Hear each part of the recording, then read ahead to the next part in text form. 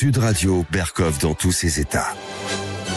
Nous sommes en guerre. Vos appareils deviennent des outils de surveillance. Messages, photos, vidéos et autres pièces jointes. Actifs en continu avant même le chiffrement. Et ce, avant même qu'ils soient envoyés. Une des garanties les plus fondamentales de notre vie numérique est menacée. L'objectif derrière tout ça, détecter, signaler et bloquer les images illicites. Mon agresseur était sous le coup de 3 OQTF. Il avait aussi violé une autre jeune femme quelques minutes avant vous. On dort en prison pour plusieurs semaines. Il n'aurait pas dû être en France. T'en fais pas, Simone, le bateau flotte encore. Nous sommes en guerre.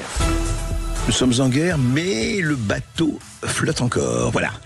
Première citation, Emmanuel Macron. Seconde citation, François Bayrou. Donc, le bateau flotte. Pendant que le bateau flotte, eh bien, nous sommes là pour vous donner un certain nombre d'éclaircissements. Comme vous le savez, ici, Sud Radio, Berkov dans tous ses états, nous avons question à tout. Et c'est déjà pas mal. Alors, on va parler de quoi?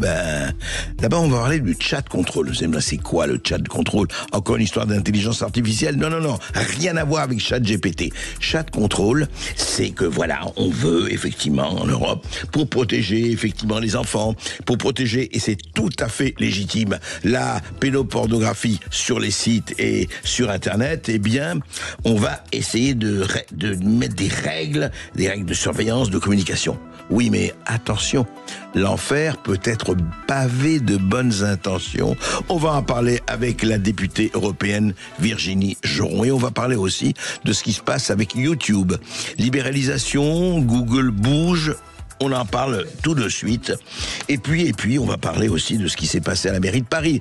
Il paraît que quelques dépenses plus ou moins incontrôlées, et en tout cas peut-être pas excessif, mais enfin un peu avancé quand on sait que la mairie de Paris affiche pratiquement 10 milliards d'euros de déficit, je répète 10 milliards d'euros de déficit, eh bien, il y a des gens qui ont protesté en mettant des affiches. Eh bien, Anne Hidalgo et la mairie est pas contente du tout, elle a réagi.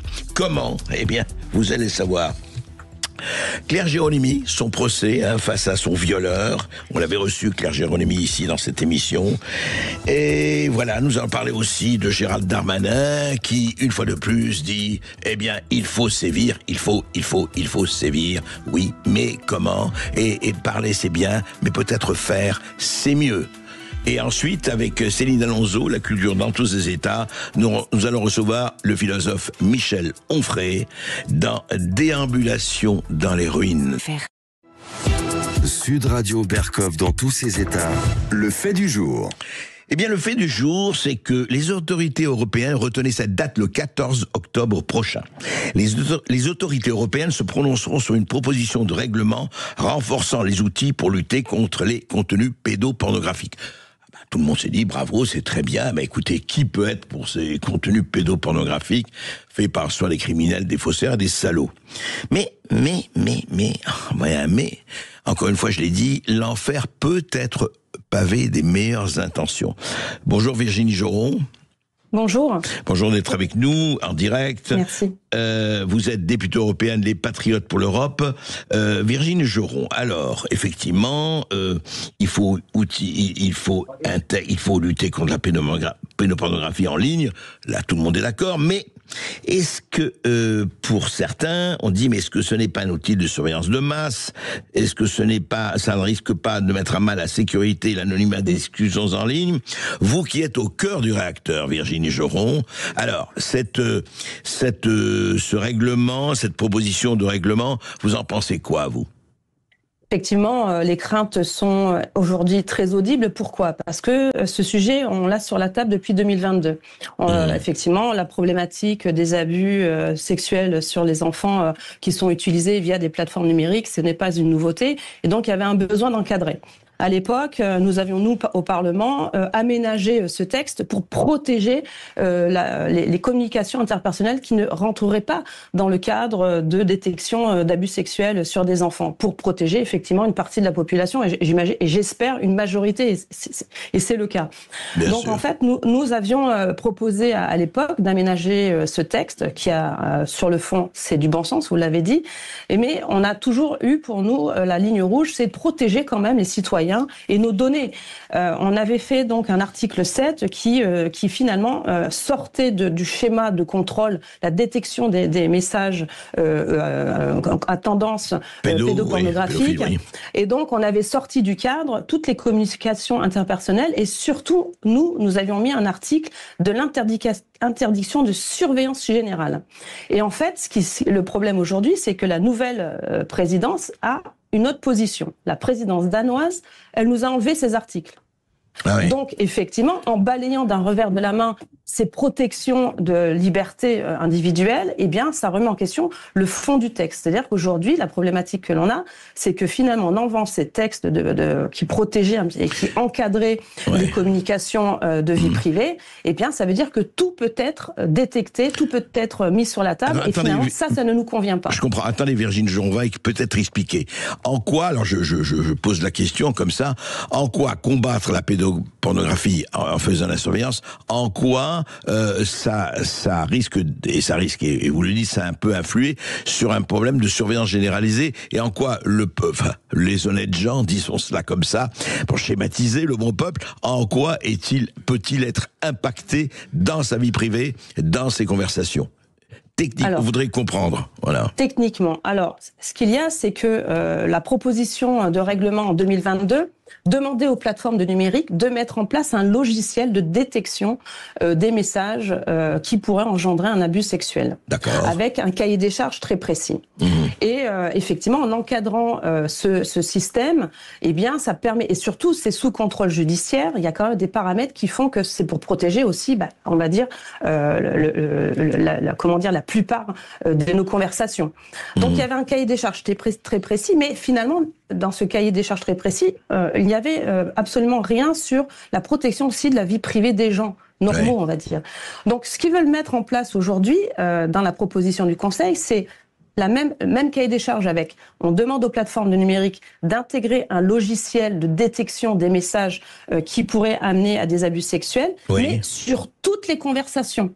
C'est-à-dire qu'en enlevant finalement l'article 7 et l'article 1er que nous avions mis, on avait amendé en intégrant de suite que les communications interpersonnelles qui ne rentreraient pas dans ce cadre d'abus sexuels sur enfants, eh bien, ne devraient pas rentrer dans cette surveillance de masse. Et là, en enlevant ces deux articles qui étaient pour nous protéger aussi, des garde-fous, des garde-fous, eh bien, en enlevant ça, eh bien, ça veut dire que si on maintient et on accepte ce texte du Conseil, eh bien, c'est effectivement la surveillance de masse.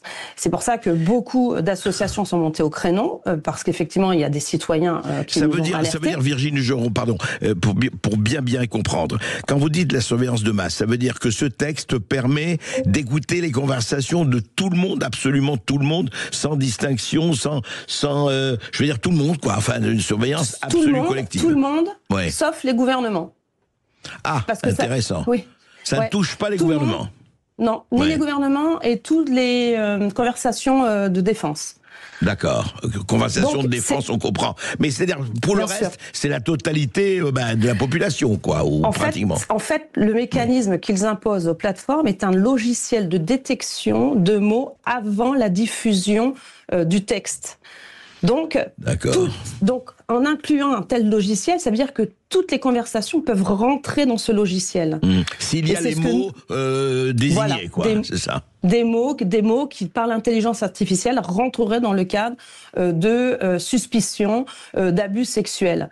Donc c'est une porte que l'on ouvre, mais qu'on ne maîtrise pas. Et même c'est une charge supplémentaire qu'on impose aux plateformes, avec finalement un cahier des charges sur des datas, sur finalement des conversations qui pourraient juste relever de la vie privée sans rentrer dans le cadre effectivement d'un abus sexuel. Virginie Geron, qui décide des mots? Enfin, comment ça se passe, juste pour comprendre cette désignation des mots?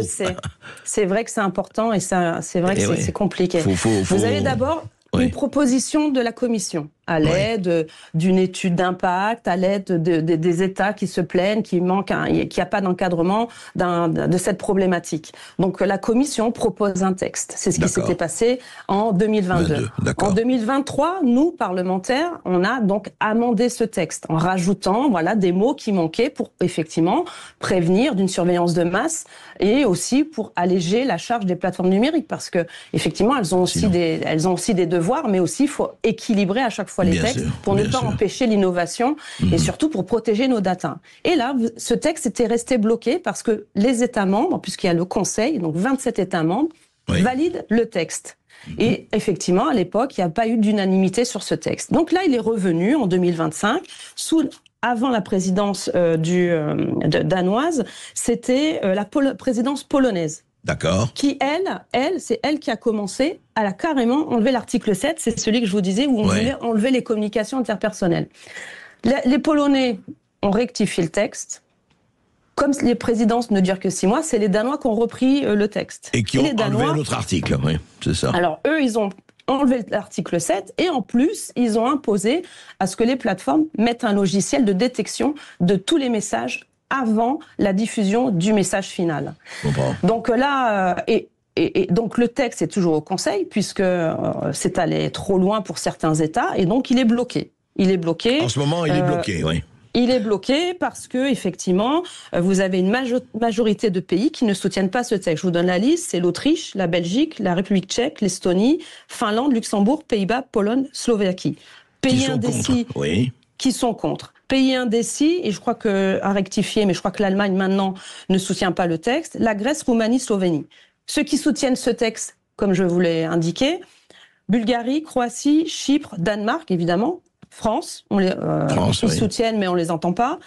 Hongrie, Irlande, Italie, Lettonie, Lituanie, Malte, Portugal, Espagne, Suède. Donc aujourd'hui, on a ce texte au niveau du Conseil qui bloque. Et je remercie tous ceux qui ont à cœur de défendre les libertés parce que je comprends le sujet. On l'a déjà encadré. Les abus sexuels, c'est un fléau. On essaye de l'encadrer au regard du DSA, le Digital Service Act. Et pour le coup, malheureusement, ils font plus du travail sur la censure et la liberté d'expression, mais pas du tout sur ce volet, alors que normalement, c'est sur ce volet qu'ils devraient Donc, si j'ai bien compris, Virginie Geron, là, ceux qui veulent effectivement que ce texte soit amendé en supprimant les 2 articles dont vous parliez, en fait, l'idée, quelque part, c'est d'étendre la surveillance à absolument tout le monde, sauf les gouvernements.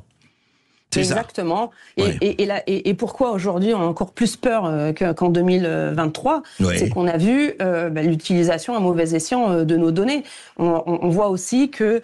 Comme par exemple, vous dites utilisation à mauvais escient. Donnez-nous un exemple d'utilisation à mauvais escient.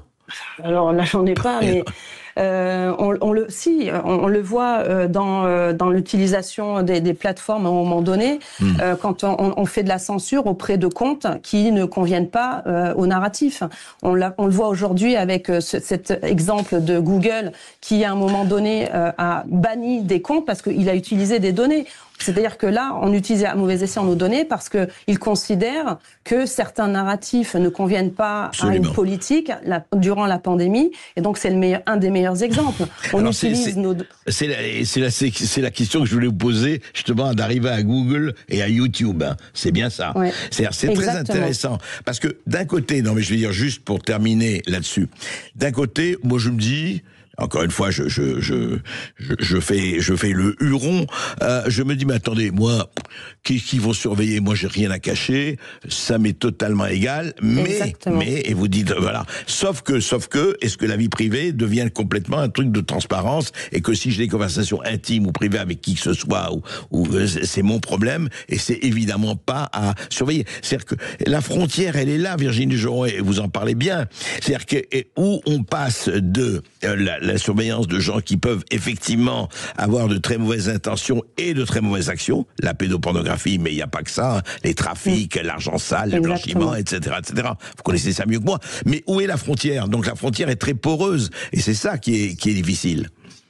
Oui, et puis mettre tout le monde dans le même bateau, c'est assez injuste parce qu'on a quand même aussi, ça fait partie des fondamentaux des droits de l'homme, le droit à la vie privée. Bien sûr. Moi, je vais vous donner un exemple concret, c'est quand il y a eu, et je l'entends, mais on l'a accepté, c'est-à-dire il a suffi qu'on a eu un acte de terrorisme, un gars avec une bouteille d'eau un jour qui a voulu se faire exploser, je sais plus, c'était aux États-Unis. Aujourd'hui, on a mis des sas de sécurité et tout le monde rentre et on doit tout jeter notre bouteille d'eau. Là, c'est un peu le même esprit. C'est-à-dire que parce qu'il y a effectivement, et c'est un fléau, des types, des salauds qui utilisent Internet pour abuser des enfants, on met tout le monde dans le même panier. C'est assez injuste. Et des fois, et c'est aussi la crainte, hein, c'est que on utilise cet outil pour contrôler des paroles politiques, pour contrôler des manifestations à caractère, on va dire aussi politisé. Les oppositions, etc., etc. Les oppositions. Donc c'est mettre le doigt sur effectivement quelque chose que l'on contrôle pas.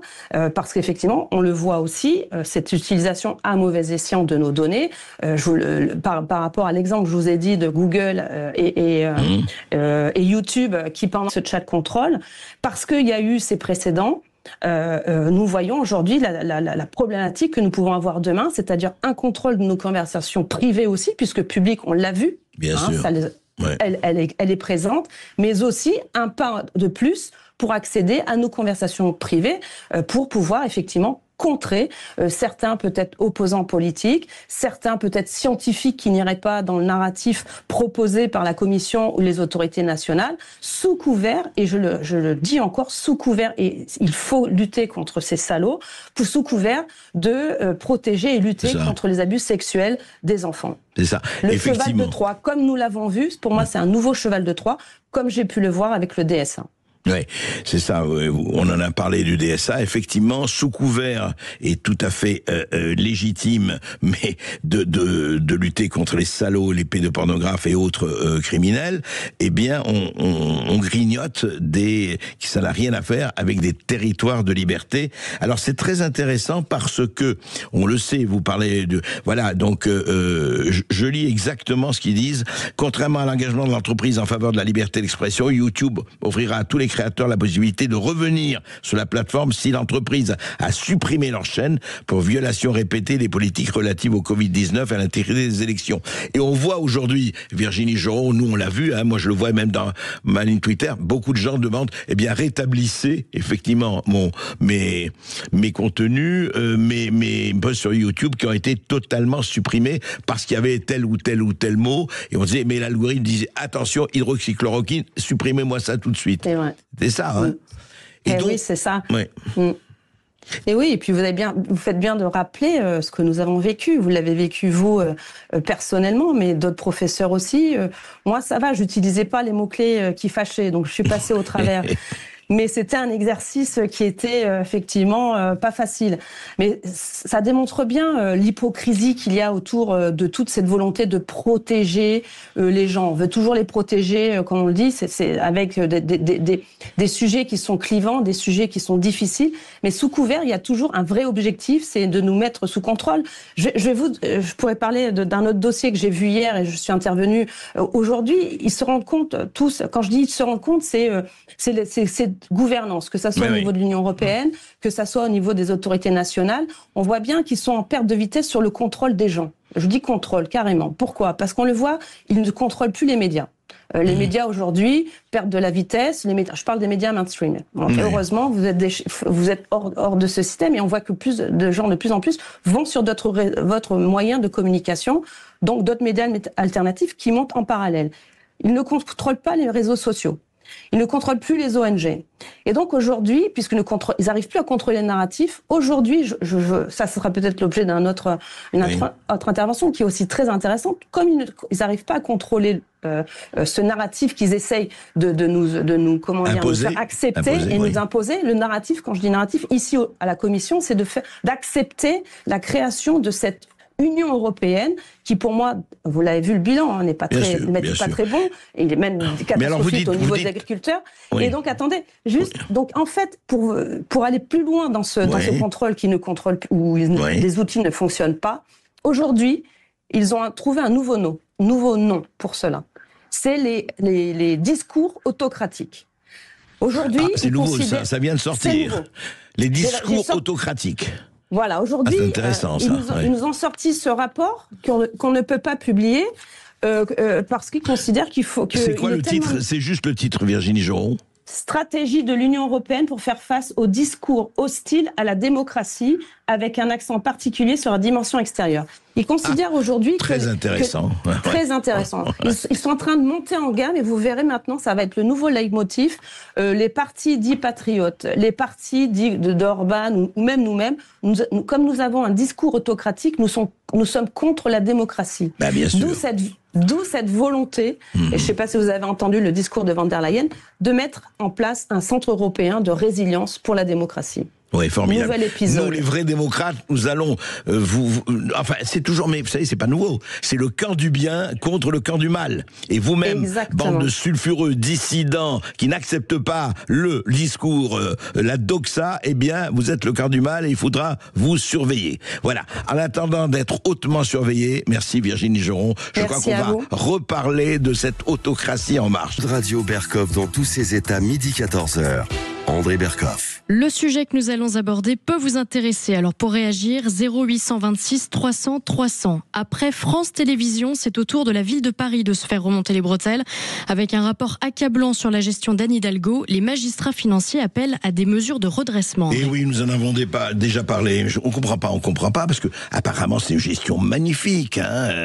D'ailleurs, je dois dire quand même que toutes les institutions dirigées par le PS, et elles sont très nombreuses en ce moment, sont toutes magnifiquement gérées. C'est vrai. Conseil constitutionnel, enfin tout ça marche du tonnerre de Dieu, mais là, les dépenses de fonctionnement, comme la Chambre régionale des comptes, elle est accablant. Le rapport est accablant. 2021 et 2024, les dépenses de fonctionnement ont plus augmenté, plus 13% que les recettes. Et oui, ça c'est embêtant pour être bien géré. 50 000 agents à la mairie de Paris. Vous imaginez 50 000 agents, mais c'est pas mal si on peut lever une armée, là, voilà. Alors, la Chambre régionale des comptes, écoutez, une maîtrise de l'encours de dette est désormais nécessaire. Je rappelle que la dette propre à la ville est passée, écoutez-moi bien, auditeur de Sud Radio, résident de Sud Radio, 6,47 milliards d'euros début 2021, la dette, fin 2024, 8,6 milliards d'euros. Alors, on a fait une politique d'investissement ambitieuse, oui d'accord, mais ça entre comment ? Alors voilà, oui, alors Anne Hidalgo n'est pas d'accord, c'est déséquilibré, etc., etc., mais enfin quand même, il y a quand même des choses, les faits sont têtus, les chiffres aussi. Eh bien, il y a eu quelque chose qui s'est passé assez intéressant, là, et très exemplaire. Une association qui s'appelle Transparence Citoyenne a placardé dans Paris une affiche où c'était marqué simplement, voilà, Anne Hidalgo, c'était comme ça, Parisien, voici comment Anne Hidalgo dépense votre argent. Il y avait toutes les notes de frais, que ce soit de la maire elle-même, que ce soit de certains fonctionnaires, que ce soit qu'elle. Et c'est par main très très parlant. Voilà, les notes de frais sont sorties, et oui, ça s'appelle Transparence Citoyenne, et heureusement. Alors, qu'est-ce qui se passe ? Eh bien, vous savez que, effectivement, selon le règlement, il n'y a pas d'affichage sauvage dans Paris, c'est illégal d'afficher. Alors, il y a les panneaux électoraux, il y a tout cela, les affiches publicitaires, mais tout ça est encadré. Bien. Eh bien, Transparence Citoyenne a mis quelques centaines d'affiches ou quelques dizaines d'affiches dans Paris.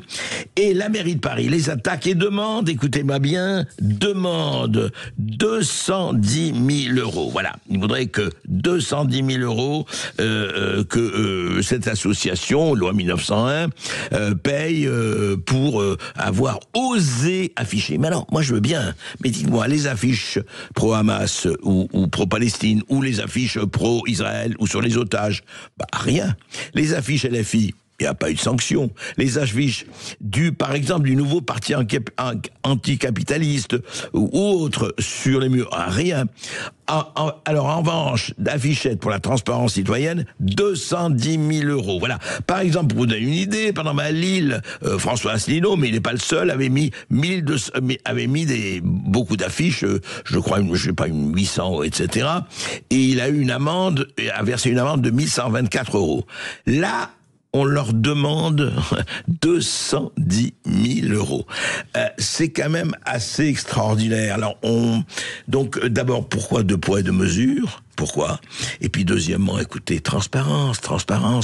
Mais il faut dire, c'est parce que c'est nous qui payons, c'est tous les Parisiens qui payent, c'est tous les cochons de contribuables et des cochons de payants sur les taxes foncières et toutes les autres taxes qui payent.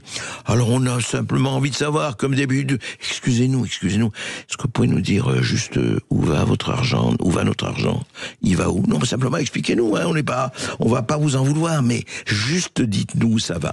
Le nombre de robes, le nombre de cocktails, c'est comme pour France Télévisions, le nombre de taxis, le nombre de raouts, le nombre de tout ça, pendant que des églises s'effondrent, pendant que les châteaux s'effondrent, pendant que les hôpitaux sont ce qu'ils sont, etc., etc. Non, dites-nous juste ça. Alors écoutez, il y a quelques années quand même Anne Hidalgo disait ça. Écoutez ce que disait Anne Hidalgo, membre du PS, je ne sais pas, on n'a pas pu vérifier si c'était avant qu'elle soit à la mairie de Paris ou pas, ça date d'il y a quelques années, mais écoutez, Anne Hidalgo elle-même, qui tenait le langage, de la raison, écoutez. Il y a bien sûr la transformation écologique. Il est hors de question de penser qu'on va pouvoir vivre comme avant.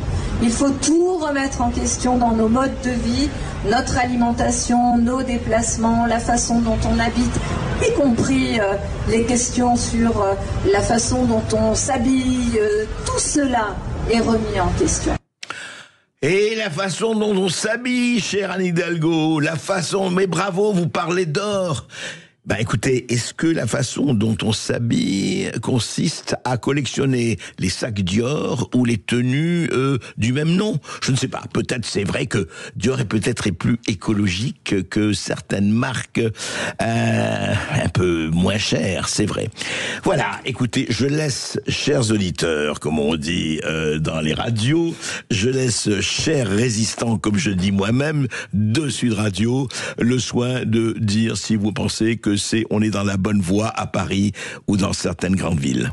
D'ailleurs, André, si je peux me permettre, votre t-shirt dont je ne lirai pas le... Ah, vous pouvez. C'est un hommage à Nietzsche. Ça s'appelle Nietzsche ta mère. C'est quoi comme marque, ce t-shirt? Nietzsche ta mère. Oh, écoutez, je l'ai payé. Non, on me l'a offert. Ça coûte 30 €. Voilà. C'est pour vous dire à quel point je suis laxiste et dépensier. Bon, ne le retirez pas cette fois, s'il vous plaît. Le week-end dernier, c'était la rentrée des classes de Renaissance à Arras autour de Gabriel Attal. Le ministre de la Justice démissionnaire Gérald Darmanin y était et y a fait une déclaration fracassante. Écoutez. Comme ministre, comme citoyen, comme élu, je ne peux pas accepter que des personnes qui tapent des policiers, lui prenant la matraque télescopique, lui arrachent le nez et l'envoient à l'hôpital, soient dehors dès le lendemain. On doit quand même pouvoir dire, pour remettre l'église au milieu du village, que quand on tape un policier, un gendarme, un pompier, un professeur, un soignant, on dort en prison pour plusieurs semaines. Bravo Darmanin, viva Darmanin, oui, dès qu'on tape un policier, un enseignant, et quoi que ce soit, en prison pendant plusieurs semaines. Et d'ailleurs, c'est le cas. Ça a été le cas pendant tout le temps où vous avez été ministre de l'Intérieur. Ou maintenant, écoutez, c'est très simple. Entre janvier et fin juillet 2024, la moyenne était de 23 agressions par jour. Je dis bien 23 agressions par jour sur des policiers, des agents de force de l'ordre. Alors voilà, est-ce que tout le monde a fait quelques semaines de prison? Est-ce que normalement les peines pour l'agression d'un policier ou d'un pompier vont de 5 ans de prison et 75 000 € d'amende à 10 ans d'emprisonnement et 150 000 € d'amende. Dites-moi, cher Gérald Darmanin, combien on fait même pas 3 semaines, 5 semaines de prison? Voilà. Or, selon les données officielles, le ministère de la Justice a ensuite les données officielles, environ 70 à 90% des condamnations pour violence contre agent public entraînent une peine d'emprisonnement. Oui, mais, attention, avec un aménagement sursis, bracelet électronique, voilà, la durée moyenne de prison ferme généralement comprise entre 6 mois et 2 ans. Donc voilà, on a dit combien de policiers ont été agressés. 2023, 15 150 policiers. En 2025, au moins jusqu'ici, 160 000 policiers agressés en dehors de leur service. En dehors de leur service, je dis bien. Et je ne parle pas des enseignants. Demande de protection fonctionnelle a augmenté de 29% par rapport à 2022. Et voilà, suite à des atteintes à l'intégrité physico-morale. Je rappelle quand même que 37 700 enseignants ont déclaré avoir reçu des menaces en 2020-2022.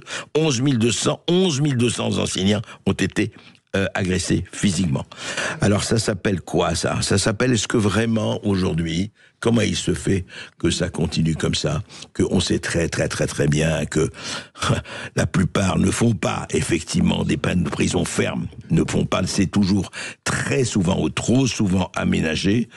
Donc le problème, c'est très bien Gérald Darmanin, c'est très bien Bruno Retailleau, c'est très bien, mais à un moment donné, est-ce que les mots vont être suivis d'actes équivalents et à ce que les lois permettent aujourd'hui ? Alors on sait, vous direz, oui, mais il y a ça, il y a les moyens, il y a ceci, place de prison, etc. Oui, ça ne fait que 40 ans que ça dure, mais c'est pas grave, on y arrivera. En attendant, faisons des discours, c'est déjà pas mal. On est en ligne avec Claude qui nous appelle de Perpignan. Bonjour Claude. Oui, bonjour Claude. André Berkoff. Moi, je voulais ajouter un commentaire un peu léger par rapport au dernier sujet très important dont André Berkoff vient de parler. Je revenais sur la mairie de Paris, non pas pour charger la barque, mais pour faire une démonstration de l'état d'esprit d'une maire socialiste qui est Anne Hidalgo. J'ai plusieurs photos de chefs d'État qui sont en visite officielle en France et qui passent évidemment par la visite au maire de Paris, parce que c'est quasiment la règle. Bien sûr. Eh bien, je peux vous dire que j'ai une photo où c'est la reine d'Angleterre qui tient son parapluie, j'ai une photo où c'est Angela Merkel qui tient son parapluie, et où Anne Hidalgo a un fonctionnaire de la ville pour lui tenir son parapluie. Moi, je veux dire que ça montre l'état d'esprit, quoi, voilà. J'ai vu la photo, on a vu la photo, effectivement, vous avez raison. Écoutez, voilà, vous savez, c'est lourd un parapluie, qu'est-ce que vous voulez, il y a des gens qui ne sont pas en mesure de porter le parapluie, Claude. Circonstances atténuantes. Non, je plaisante, bien sûr. Pour réagir Merci, comme Claude. 0826 300 300. On attend vos appels. À tout de suite. Sud Radio, c'est vous qui donnez le ton. Sud Radio Berkoff dans tous ses états, midi 14h. André Berkoff. Allez, on est en ligne avec Joël qui nous appelle des Yvelines. Bonjour Joël. Bonjour Joël. Oui, bonjour André, je vous avais appelé il y a quelques temps au sujet de Marine Tondelier qui nous faisait bien rire. Oui, c'était hier. Là, c'est Darmanin. Alors Darmanin, il me ferait presque rire aussi. Parce que quand vous dites, il a beaucoup de discours, mais Darmanin, il n'est pas foncièrement à droite. Darmanin, c'est un opportuniste. Et, moi, ce que j'appelle, c'est un faux cul. Pour moi, c'est faux cul numéro 1. Il est devenu de droite après, vous savez, l'histoire du stade, quand il avait dit que c'était les Anglais qui avaient foutu le bordel. Oui. Bon, c'est normal, il succède à Castaner. Castaner qui est foncièrement de gauche. Darmanin, il se dit, bon, vis-à-vis de Macron, qu'est-ce que je fais ? Je penche à gauche ou je penche à droite, puisqu'il est comme Macron. Darmanin, il va dans le sens du vent, donc il savait pas trop quoi faire. Et quand il y a eu le problème du stade, il s'est dit bon, maintenant, on va plutôt vers la droite. Donc il penche à droite, mais il n'est pas foncièrement. Pour moi, le seul qui me paraît sincère, c'est Retailleau. Je pense que Retailleau est sincère depuis le début. Il a un discours qui est sincère. Malheureusement, il a les pieds et poings liés, comme tous, parce que il y a toutes les associations, il y a la Ligue des droits de l'homme, il y a toute cette merde. Oui, mais là vous y allez fort avec le mot, mais enfin vous avez tout à fait le droit de l'employer. Non, mais je vais vous dire, Joël, juste un mot là-dessus. C'est vrai, mais que ce soit Darmanin ou autre, et il n'est pas question démagogique et populiste de mettre dans le même sac.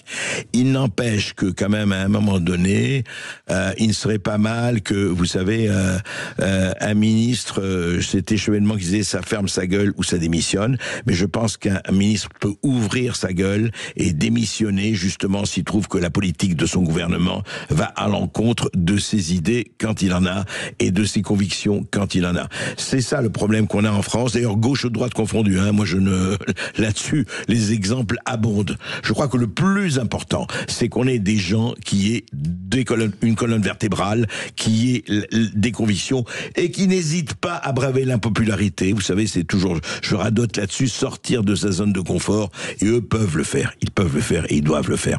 Merci Joël. Et puis il ne faut pas oublier que Gérald Darmanin, pour parler de son parcours, est quand même un disciple de Nicolas Sarkozy, dont on parle actuellement. Oui, vous ramenez l'actualité. Oui, c'est mon boulot. Hier, le procès opposant Claire Géronimi, Mathilde et leur agresseur commun, un centrafricain sous OQTF, a débuté à la cour criminelle de Paris, André. Oui, encore une fois, on se dit, allez, et ça continue encore et encore, et ça continue. Jordi Goukara, un centrafricain de 27 ans, est jugé depuis ce mercredi, donc depuis hier, par la cour criminelle de Paris pour 2 viols commis le samedi 11 novembre 2023, en plein après-midi, dans 2 quartiers chics de la capitale. Voilà, c'était dans l'après-midi, entre 15h50 et 10h05. Donc l'accusé est envoyé devant la justice pour viol en concours avec un ou plusieurs autres viols commis sur d'autres victimes, etc. Je rappelle que donc les victimes Mathilde de 19 ans et Claire Géronimi 26 ans ont vécu un calvaire en tout point similaire. La première étudiante en droit et communication se rendait à un entretien pour un travail de babysitter dans le 17e. La seconde consultante en finance rentrait chez elle après avoir fait des courses dans le 8e. Toutes deux ont été suivies dans un hall d'immeuble, plaquées au sol, menacé de mort, tais-toi sinon je vais te tuer, voilà, viol, fellation, etc. Enfin, on va pas rentrer dans les détails minables, sordides. L'agresseur était armé d'une lame artisanale qu'il a placée sous la gorge de Mathilde. Voilà, dans les 2 cas, une intervention extérieure d'un ouvrier et d'une voisine a mis en fuite l'agresseur. Claire Géronimi a raconté comment elle se sentait littéralement vue mourir. Voilà, puis évidemment l'agresseur, une pulsion, un coup de folie, etc., etc.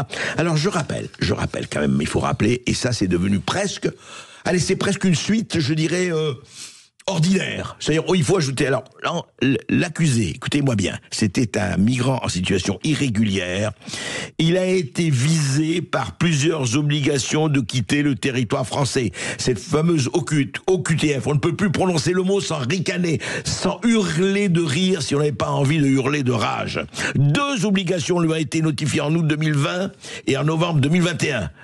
Résultat des courses, et voilà, en novembre 2023, il est là, OQTF, on s'en fout, ce n'est rien, c'est un chiffon, et puis il se passe, voilà, viol avec les conséquences sur la vie de 2 femmes, et il y en a combien? Des dizaines et plusieurs dizaines. Voilà, le procès a commencé hier, s'achèvera demain, et on verra si ce sera l'hôpital psychiatrique, et combien de temps il restera, et puis centre de rétention, et OQTF, ne rigolez pas tous à la fois. Sud Radio, Berkov dans tous ses états. Oui, alors un peu de douceur dans ce monde de brut. On ne sait plus s'il faut en rire ou en pleurer désormais. Même vos activités dominicales, André, sont observées et régies par des mesures européennes maintenant. Oui, magnifique. Vraiment, on a envie de rappeler Virginie Joron, là. Un changement d'importance pour les pêcheurs du dimanche. On est des millions à adorer ça, la pêche, effectivement, la pêche au gardon, la pêche à la truite, la pêche à la carpe, etc., etc. Là où il y a de l'eau, où il y a une rivière, où il y a une mer. Eh bien, écoutez-moi bien, ça c'est l'Europe, l'Europe magnifique, il s'occupe des choses importantes. Toute prise de merlu, de bar, de thon rouge ou de certaines dorades devra être déclarée aux autorités à partir de 2026, en application d'un règlement européen que le ministère de la Transition écologique prévoit de transposer en France. Je dois dire que j'aimerais que ce ministère de la Transition écologique prenne son vrai nom, ministère de la Transition intestinale. Ça devient pas possible, quoi. Vous voulez encore légiférer sur le merlu, le thon, la pêche au nom de quoi? Alors, qu'est-ce que c'est? Alors, écoutez bien. L'idée est de mieux connaître la population de pêcheurs et de connaître leurs prélèvements sur les espèces sensibles. Oui, moi, je veux bien qu'on protège les espèces sensibles, mais à quel rythme, à quel nom? Voilà, service de pêche maritime, direction générale des affaires maritimes. Alors, seule la France métropolitaine et la Corse seront concernés, heureusement pour les dom-toms. De même, une différence s'appliquera entre la côte méditerranéenne et l'Atlantique. Pour la première cité, les pêcheurs auront l'obligation de s'enregistrer, mais ne devront pas faire état que des prises concernant des espèces sensibles. Voilà, alors, écoutez, c'est très simple. La coordinatrice d'expertise halieutique, à l'Institut français de recherche pour l'exploitation de la mer. Plusieurs millions de personnes sont concernées par la pêche récréative en Europe. C'est pour ça on peut parler, selon elle, de chantier révolutionnaire. Voilà. En revanche, dans les colonnes d'Ouest-France, on ne parle pas encore d'amende. Il y a affaire en termes de pédagogie. Eh ben, je vais vous dire, non, Claire, allez-y vers l'amende, parce qu'on va y arriver. Allez-y. Alors, vous êtes plusieurs millions de personnes, de pêcheurs. Eh ben, écoutez, vous allez pêcher sous surveillance. Et bientôt, on verra les amendes. Eh bien, c'est très simple. Le poisson, terminé. Vous avez qu'à trouver autre chose à faire. Peut-être, je ne sais pas, moi, s'occuper de choses un peu moins amusantes. Ou un peu plus idiotes. Ou peut-être que ces gens-là devraient s'occuper d'autres choses, mais que maintenant on commence à emmerder les pêcheurs, après avoir emmerdé toutes les carrosseries de Français, avouez que c'est de l'art, c'est vraiment de l'art. Berkoff, on se retrouve dans un instant sur Sud Radio, la culture dans tous ses états. Et Michel Onfray sera notre invité à l'occasion de la sortie de son nouvel essai, André, paru hier chez Albin Michel, à savoir Déambulation dans les ruines, André. Et ces ruines sont les ruines donc gréco-romaines qui sont aux sources de notre civilisation. Dans ce livre, eh bien, il raconte l'histoire passionnante de l'Occident, relue sous l'angle original et stimulant de la guerre des idées. On va parler aussi de Front Populaire, sa revue. Le dernier numéro analyse la trahison de la gauche et propose donc une nouvelle voie aux Français qui voient bien malheureusement leur pays se décomposer. André, alors comment sauver la France et l'Occident et comment les anciens peuvent nous aider à penser sa vie et à vivre sa pensée. Le philosophe sera avec nous dans un instant sur Sud Radio. Alors restez à l'écoute sur notre antenne. Merci.